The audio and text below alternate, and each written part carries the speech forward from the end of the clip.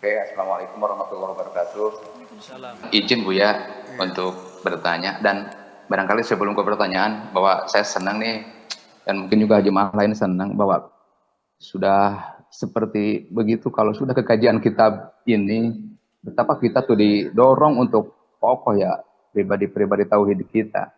Bagaimana kita akhirnya mengenal Tuhan, keesaan, kebesaran, maha melekatannya. Lantas ketika kita juga diajak untuk menikmati suguhan sastra, Buya, kita juga tak kalah sedikit beda didorong untuk pikiran kita terus bekerja, banyak belajar, cerdas berpikir lah, barangkali seperti itu, Bu ya. Nah, yang kembali saya ingin tanyakan bahwa kembali ke belakang, tadi ke awal pertanyaan, bagaimana kita didorong sebab sumber kebaikan adalah ma'rifatul. Pertanyaan barangkali begini, kalau tadi diingatkan sih kita bahwa kita akan dipertemukan dengan orang yang sudah kenal, yang seperti itu. Apakah Apakah ada jalan atau metode lain, pendekatan lain selain ritual beramalan itu ya di hutan tadi? Barangkali Bu ya, dengan orang-orang yang masih sibuk lah dengan kuli gitu. Ada barangkali ya metode lain untuk barangkali ke model tempat emosional, eh, penguatan nalar barangkali, bagaimana menguatkan memori impulsif lah barangkali. Soalnya saya baca Bu ya gini, kalau bahasan paparan taruhlah yang lagi tren sekarang, menurut saya dari saintis, ketika mereka sampaikan otak ini dengan miliaran sel, sekresi hormonal, sistem saraf yang bekerja begitu sofistik, betapa kita juga akhirnya ya, sebegitu hebat kita diciptakan dengan segala sistem yang serba otomatis seperti itu dan hebat banget gitu. Nah, apakah ada jalan lain selain hanya ritual amalan itu dengan uh, konsep lain, metode lain dengan tempat emosional misalnya barangkali, atau konsep yang tadi saya sebut menurut saya itu, atau soalnya saya masih diingatkan juga dengan bahasan bahwa mereka yang berpikir itu akan mengenal anugerah Tuhan di balik pergantian siang malam misalnya. Dan barangkali pertanyaan ini juga akan nyambung sedikit ke bahasan tentang spiritualisme altruis ke Buya ya, bahwa apakah ritual atau ada penilaian lain. Nah, ya barangkali itu Buya, selain tadi. Terima kasih kesempatannya, mohon maaf. Assalamualaikum warahmatullahi wabarakatuh. Waalaikumsalam warahmatullahi wabarakatuh. Oke, saya ingin menjawabnya seperti ini, bahwa wilayah spiritual itu wilayah yang sangat rawan. Ya, kita incognito ya, sesuatu yang rawan dan kita nggak tahu gitu mana ujung pangkalnya. Makanya diperlukan mursyid itu adalah orang yang membimbing, yang punya detektor. Sebab apalagi kita, Nabi Ibrahim saja, sekelas Nabi Ibrahim itu masih didatangi oleh iblis yang mengaku dirinya sebagai Tuhan.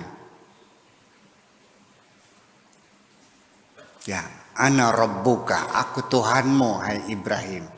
Ahlaltu lakal muharramat, semua yang haram halal buat kamu. Nabi Ibrahim logika masih jalan. Mana mungkin Tuhan menghalalkan semua yang haram?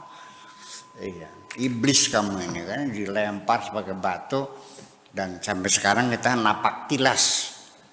Balang jumrah itu, jamarot itu kan melempar setan. Itu napak tilas sekalipun tidak kena. Artinya bahwa kenapa perlu seorang pembimbing? Karena kita masih dalam wilayah rawan, kita tidak punya detektor. Bisa terjadi, dan itu berulang-ulang terjadi, orang tersesat, setan datang, ngaku malaikat, ngaku Jibril, ngaku Israel dan sebagainya, diberi kesaktian, akhirnya mengajak orang sesat. Itu yang terjadi di mana-mana. Kita nggak usah nyebutin namanya lah. Nanti urusnya panjang lagi ya. Nah itu. Jadi melalui ini. Nah kemudian bimbingannya ada melalui suluk namanya. Suluk itu melalui proses mujahadah, mulazamah, muadzabah, dengan zikir namanya suluk. Dan ini yang paling aman daripada cara wali majdub ya, yang ujug-ujug gitu. Ada. Kenapa jazab itu tidak usah ini karena yang paling aman suluk. Artinya kita mulai proses perjalanan. Ya. Jalurnya jelas, torekotnya ada. Ting bating, andikan suatu ketika kita tersesat, kita tahu jalan pulang. Kalau ujuk-ujuk kita langsung dilemparkan ke tempat itu, kita nggak bisa pulang. Nah, ada waliullah yang ujuk-ujuk namanya, non ujuk-ujuk teh, Pak Rahmat. Tiba-tiba, kaligane, tanpa ada suluk, tanpa ada torekot, bimbingan langsung ujuk-ujuk langsung jadi wali. Nah, ini terjadi sekalipun tidak banyak. Dan Anda nggak usah niru seperti itu. Sesuatu yang jarang terjadi nggak usah ditiru. Meniru itu sesuatu yang sering terjadi. Kalau yang jarang nggak usah. Banyak seperti Dunun Al-Masri, dia pemabok, perampok, bertobat hari ini langsung jadi wali. Rabil Adawiyah juga seorang perempuan kolgel, ya, seorang perempuan panggilan, seorang pelacur, bertobat hari itu pagi malam bertobat, paginya jadi waliullah. Tapi itu kan tidak bisa dicontoh. Itu. Kenapa? Walau bagaimanapun itu hak prerogatif Allah. Wallahu yahtassu bi rahmatihi man yasha. Ada juga yang ketemu mursyid bertahun-tahun yang gak pernah nyampe kok. Kata orang sini, langka deradat, langka dredet. Yang bleger baik, artinya nggak ada hasilnya. Sampai gue mengatakan, tambahlah engkau bersujud 200 tahun lagi, nggak bakal nyampe. Memang nggak ada tulisannya. Itu. Jadi artinya kita berupaya, tidak ada salahnya orang berupaya, ya kan gitu. Nyampe ya syukur, nggak nyampe ya syukur. Yang pasti apapun yang Allah tentukan itulah yang terbaik untuk kita. Ya, kenapa? Karena mungkin kita baiknya makom kasab. Artinya untuk mencari makan harus keluar keringat. Ya. Akhirnya saya yakin bahwa orang yang makom kasab ada keistimewaannya, yang makom tajrid juga ada keistimewaannya. Jangan Anda mengatakan makom tajrid itu hebat, dia sila saja di rumah duitnya banyak. Ya, duitnya datang sendiri. Iya. Ingat, makom kasab ini adalah orang yang mendapatkan sesuap nasi harus dengan susah payah.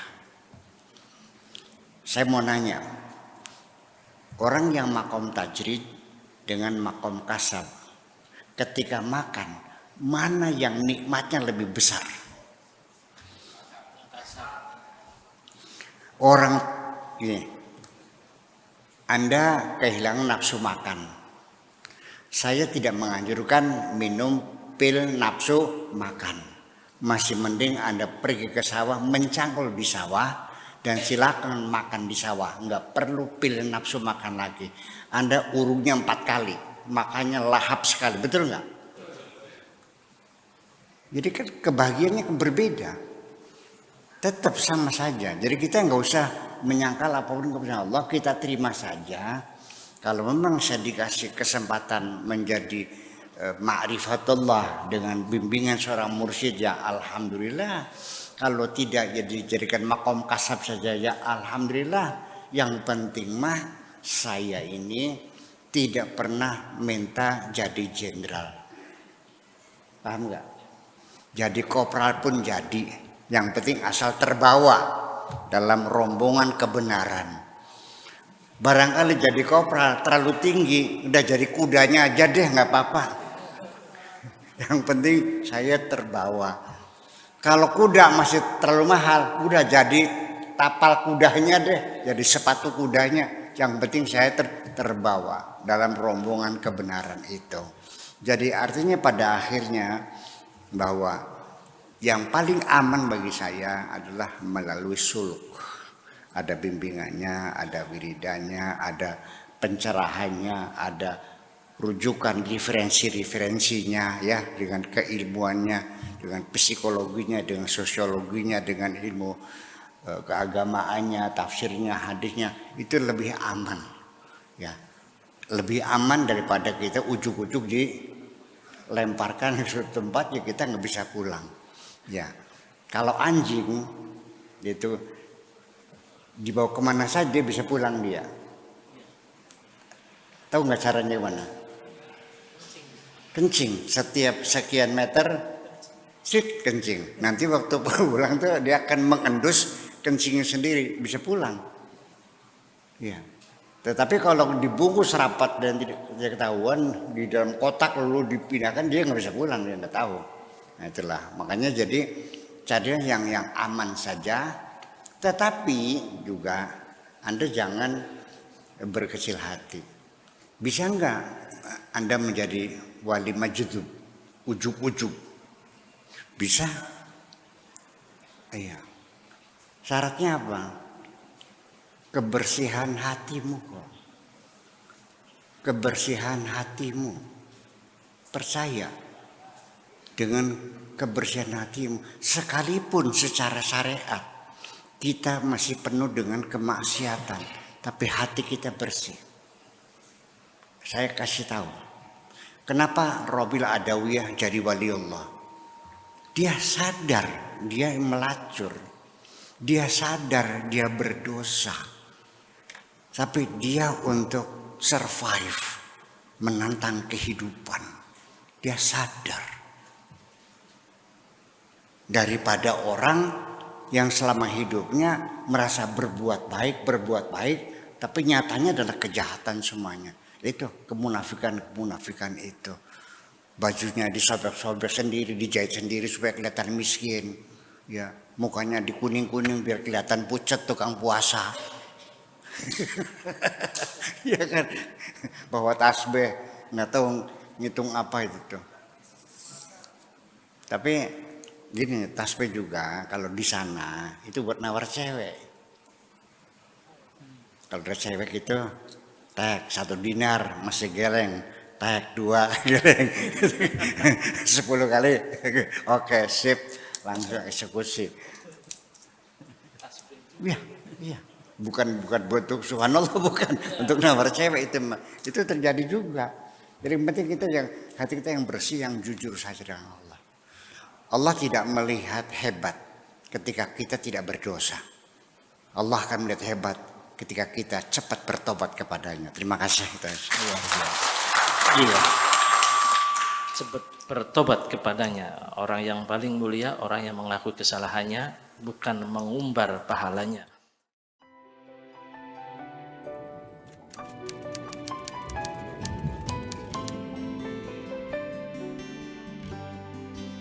Aku hanya ingin berbagi kebahagiaan dan tidak menggurui siapapun. Terlalu sulit bagiku untuk menyalahkan siapapun. Akan tetapi apabila ada orang yang ingin mengisi raporku, tentu aku sangat gembira sekali. Dan kujamin aku tidak akan sakit hati sedikit.